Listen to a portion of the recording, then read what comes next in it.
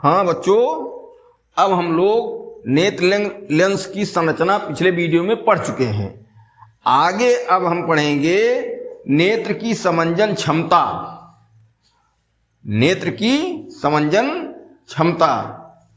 तो नेत्र की समंजन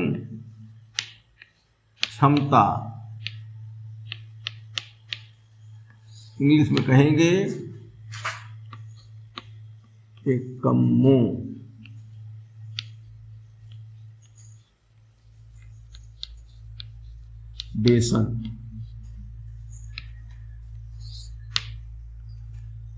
ये क्रिया है क्या समंजन क्षमता के लिए?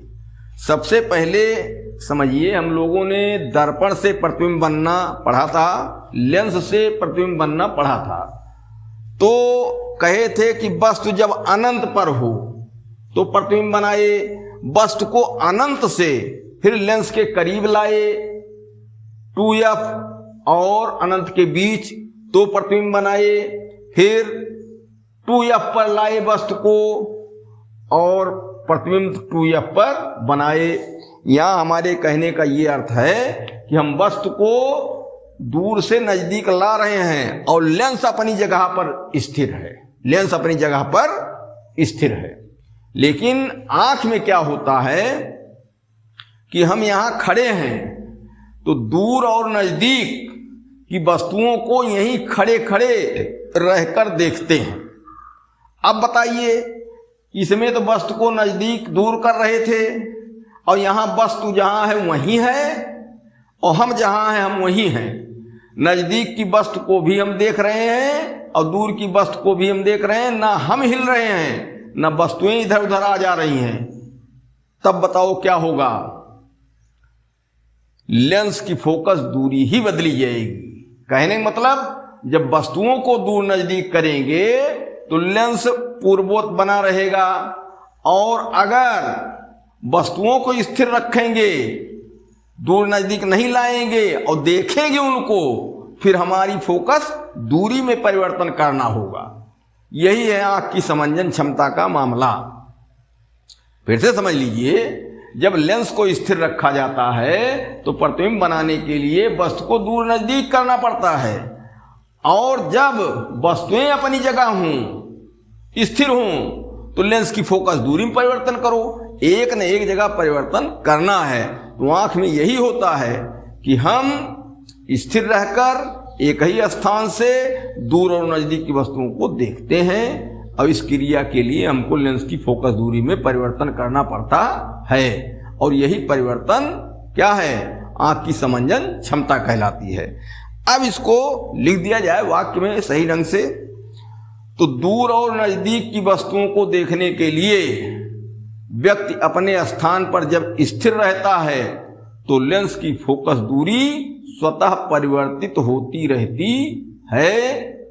इसे ही आंख की समंजन क्षमता कहते हैं। क्या हुआ? दूर या नजदीक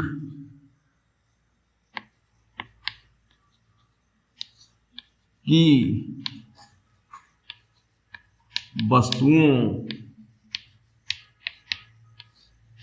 को जब व्यक्ति एक स्थान पर स्थिर रहकर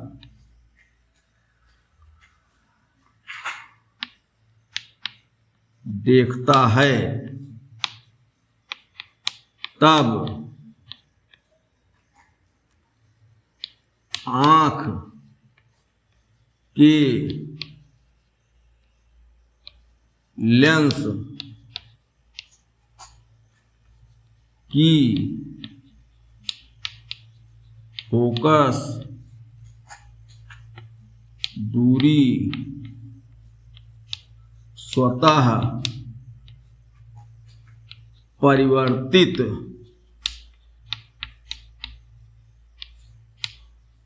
होती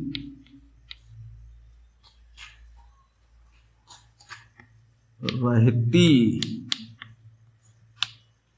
है। आँख की इस क्रिया को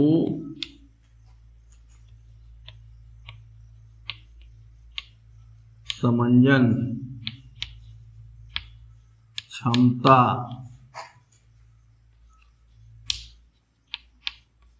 कहते हैं। यह है भाई। या दूसरी भाषा हो जाती है कि स्थिर व्यक्ति की आंखें दूर या नजदीक की वस्तुओं को देखने के लिए अपनी फोकस दूरी में स्वतः परिवर्तन कर लेती हैं। इसे ही नेत्र की समंजन क्षमता कहते हैं। चलो इसको भी लिख दिया जाए अथवा कर देते हैं। देखो कभी कभी सेंटेंस जो है बड़ा हो जाता है और कभी कभी छोटा, इसलिए छोटा ही लिख दे रहे हैं। स्थिर व्यक्ति की आंखें दूर या नजदीक की वस्तुओं को देखने के लिए लेंस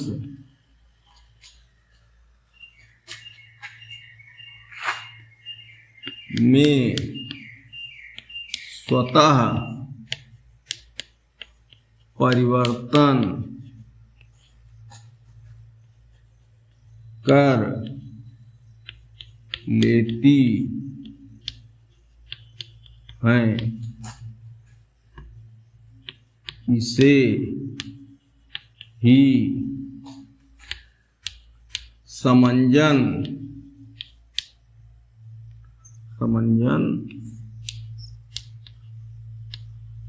क्षमता एकोमोडेशन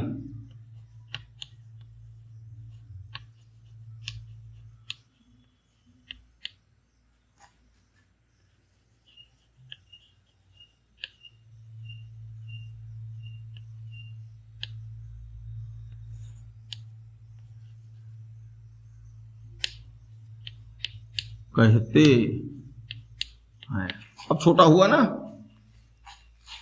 स्थिर व्यक्ति कहना जरूरी है क्योंकि व्यक्ति स्थिर है और वस्तुएं तो स्थिर है ही है। तब फिर क्या होगा? एक ही चारा बचता है कि दूर नजदीक देखने के लिए नेत्र लेंस की फोकस दूरी परिवर्तित हो। अब कहोगे इतना जल्दी दूर हम देख रहे हैं, इस नजदीक भी देख रहे हैं। हाँ, वो आवश्यकता अनुसार उतनी फोकस दूरी तुरंत बदल रही है, उसमें चौंकने वाली कोई बात नहीं है। फोकस दूरी जो है वो बहुत शीघ्रता से आवश्यकता अनुसार बदल रही है। उधर दिमाग ना लगाओ कि ये संभव नहीं है, बड़ा कठिन काम है।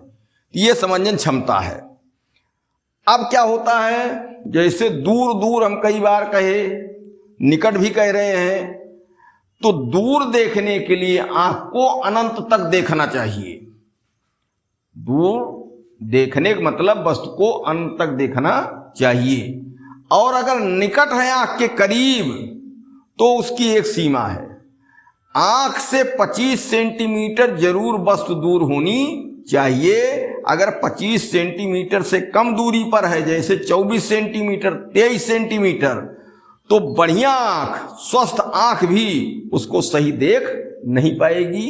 ऐसा इसलिए कि फोकस दूरी में जो परिवर्तन होता है उसकी भी एक सीमा है, उसकी भी एक सीमा है। तो आंख के करीब अगर 25 सेंटीमीटर दूरी तक वस्तु होती है तो वहां तक देखने के लिए फोकस दूरी परिवर्तित हो जाती है। लेकिन अगर 24 सेंटीमीटर 23 सेंटीमीटर दूरी है वस्तु की आंख से, तो फोकस दूरी और आगे परिवर्तित नहीं होती है, अर्थात नेत्र की समंजन क्षमता वहीं समाप्त हो जाती है और समंजन नहीं कर पाती है। तो इस तरीके से हम अब यहां दो शब्द और आए, दूरबिंदु, स्वस्थ नेत्र के लिए दूरबिंदु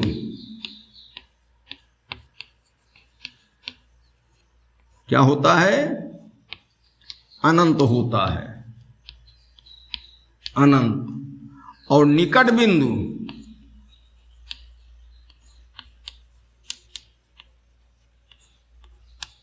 नेत्र से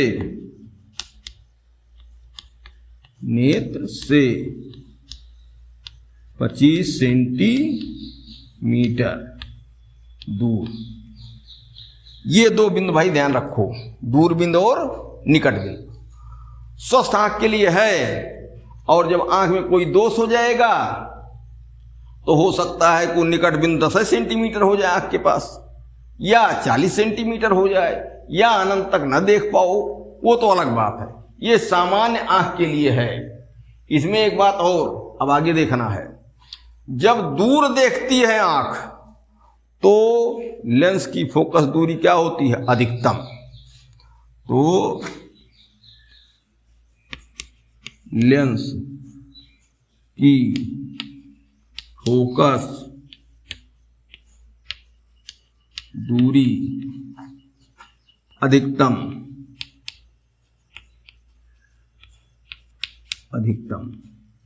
और निकट के लिए फोकस दूरी न्यूनतम। ठीक, ऐसा क्यों होता है इसको भी जान लो। इसी के सामने हम चित्र बना रहे हैं। तो यह नेत्र लेंस है और यहां रेटिना है।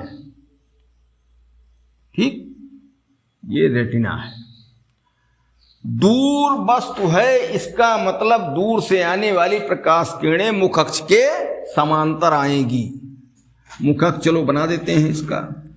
ये प्रकाश किरण आई, नीचे से भी ला सकते हो, और ये जाके रेटिना पर काटती हैं, क्योंकि प्रतिबिंब रेटिना पर ही बनेगा। रेटिना पर्दा है, रेटिना पर काट दिया, अनंत पर वस्तु का प्रतिबिंब बन गया। अब जब वस्तु नजदीक रहेगी, ये पोजीशन रहेगी, वस्तु हमको दिखाई देगी, वो लेंस के करीब रहेगी। ये रेटिना है, मुख्य अक्ष है, वस्तु यहां है। यहां से चलने वाली प्रकाश किरण इस तरीके से चलेगी। भाई नजदीक है तो फैलती हुई जाएगी ना, दूर वाली समांतर हो जाती है मुख अक्ष के, तो फैलती बाहर को भाग रही हैं। और जो दूर वाली वस्तु की स्थिति थी उसमें प्रकाश किरण बाहर नहीं भाग रही थी, सीधी आ गई थी, केवल अंदर को मोड़ना है। अब यहां क्या है, प्रकाश किरण बाहर को भाग रही है, पहले इसको मोड़ के सीधा के बराबर किया जाए और तब फिर अंदर मोड़ा जाए। कहने मतलब बाहर भाग रही है ये, इनको समांतर करे पहले मोड़ के, ठीक, और फिर और मोड़े तब रेटिना पर काटे। तो निकट की वस्तुओं को देखने के लिए लेंस को प्रकाश किरणों को ज्यादा मोड़ना पड़ता है, और ज्यादा मोड़ने के लिए क्या होता है, लेंस की फोकस दूरी कम होनी चाहिए। जिस लेंस की फोकस दूरी कम होती है, प्रकाश किरण को वो ज्यादा मोड़ता है, ठीक, उसकी क्षमता ज्यादा होती है, डायोप्टर में उसकी क्षमता ज्यादा होती है। तो इस तरीके से दूर वस्तु को देखने के लिए लेंस की फोकस दूरी अधिक होती है, और नजदीक देखने के लिए लेंस की फोकस दूरी कम होती है, न्यूनतम होती है। तो इस तरीके से प्रकाश किरणों को ये यहां इकट्ठा करेगा। तो ये दूर के लिए और यह निकट के लिए। ठीक, ये हो गई आंख की समंजन क्षमता। सीधी सी बात है, फिर से सुन लो। स्थिर देखने वाला होगा और वस्तु भी स्थिर रहेगी, कोई नहीं चलेगा, और व्यक्ति अपनी जगह पर ही रह करके दूर की नजदीक की वस्तु को देखता रहता है। तो दर्पण से, लेंस से प्रतिबिंब बनाने में हम देख रहे थे कि वस्तु को ला रहे थे या दूर कर रहे थे, लेंस अपनी जगह था। अब यहां क्या है, वस्तु भी अपनी जगह है और आंख का लेंस भी अपनी जगह है। जब व्यक्ति अपनी जगह स्थिर है तो आंख का लेंस भी अपनी जगह ही है। दोनों नहीं दूरी बदल रहे हैं, दोनों की स्थिति में न देखने वाला न वस्तु किसी की स्थिति में कोई परिवर्तन नहीं हो रहा है, कोई दूर नजदीक नहीं आ रहा है। एक ही चारा बचता है कि लेंस की फोकस दूरी ही बदले। तो लेंस जानते हो शरीरीय पेशियों द्वारा नेत्र में लगा होता है। पेशियां जब खिंचाव कर लेती हैं तो लेंस लंबा हो जाता है, उसकी फोकस दूरी बढ़ जाती है।